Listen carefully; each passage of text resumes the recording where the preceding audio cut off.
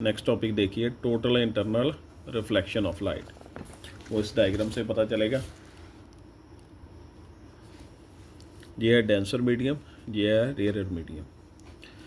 Object जो है वो डेंसर मीडियम पड़ा हुआ है। फर्स्ट रे जो होगी नॉर्मली वो सीधी निकल जाएगी। ये इंटरफेस है जो रेयर मीडियम और डेंसर मीडियम को सेपरेट कर रही है।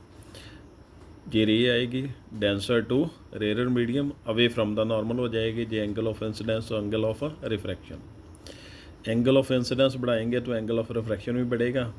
बढ़ाते बढ़ाते angle of incidence critical angle के इक्वल हो जाएगा। तब एंगल ऑफ रिफ्रैक्शन क्या हो जाएगा, 90 डिग्री। और ये किस तरफ चली जाएगी, अलॉन्ग द इंटरफेस जो है वो चली जाएगी, इस तरफ आ जाएगी। जब angle of incidence greater than critical angle होगा तो लाइट रे जो है इस तरफ नहीं जाएगी, इसी मीडियम में वापस जो है मुड़ आएगी। उसे क्या बोल दिया जाएगा, total internal reflection of light जो है वो बोल दिया जाएगा। उसके बाद कंडीशंस है total internal reflection of light की। फर्स्ट कंडीशन क्या होगी, लाइट जो है ट्रैवल करेगी डेंसर टू रेयर मीडियम। और सेकंड कौन सी होगी, एंगल ऑफ इंसिडेंस जो है क्रिटिकल एंगल से क्या होगा, बड़ा होगा, ग्रेटर देन होगा किससे, क्रिटिकल एंगल से।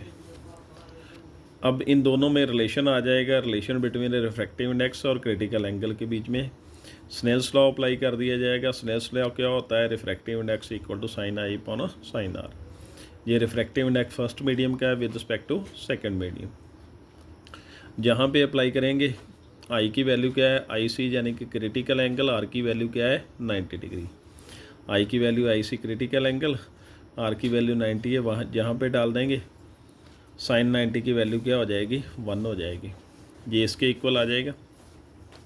अगर दूसरे रिफ्रैक्टिव इंडेक्स में कन्वर्ट करना चाहते हो, इसका मतलब क्या है, रिफ्रैक्टिव इंडेक्स दूसरे मीडियम का with respect to first medium, तो इसकी वैल्यू ये जो बनी according to principle of reversibility, ये जहाँ पे डाल देंगे, डालने के बाद ये बन जाएगा।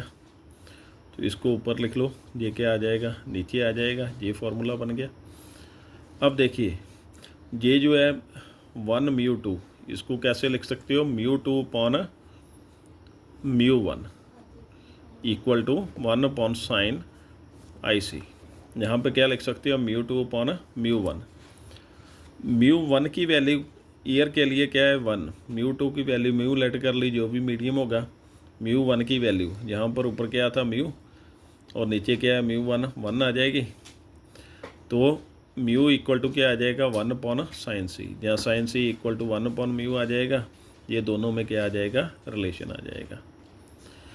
जब भी ये इसको मैं लिख के बता देता हूँ, ये लिखा हुआ है म्यू 2 अपॉन म्यू 1 किसके इक्वल होगा, इसके इक्वल होगा। जहाँ पे म्यू 2 पुट करेंगे, जहाँ पे म्यू 1 पुट करेंगे।